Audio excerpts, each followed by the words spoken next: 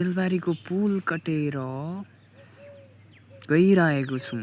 बेलबारीको यो पुलको दृश्य एकदमसँगले दायाँ बायाँ एकदम बवालै देखिरहेछ होइन। हामी पुलबाट टक्कसँगले लागिरहेछौँ। अब बिस्तारै बिस्तारै हामी बेलबारी बजार एरियामा छिर्नेछौँ र त्यहाँको दृश्यहरू पनि हामी एकदमसँगले निहाल्दै हामी अगाडि बढ्नेछौँ।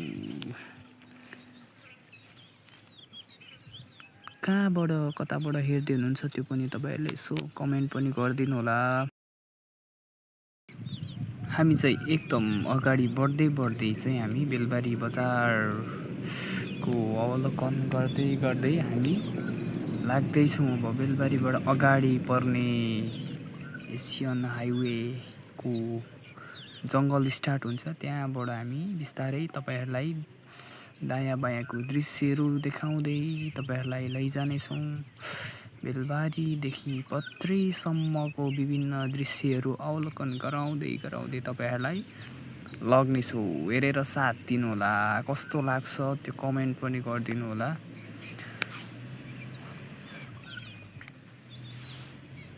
बाटोको अवस्था चाहिँ एकदम बन्दै गरेकोले यता चाहिँ धेरै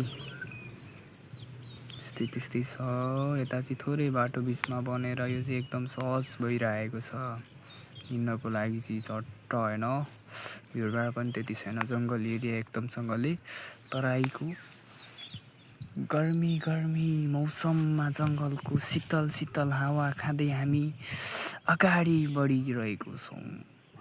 तपाईँहरूले आउन सक्नुहुन्छ। यस्तो बवाल ठाउँ छ होइन, जङ्गल हेर्नु। यो सालको बोटहरू छेउछेउमा यस्तो मनमोहक दृश्य तपाईँले देख्न सक्नुहुन्छ।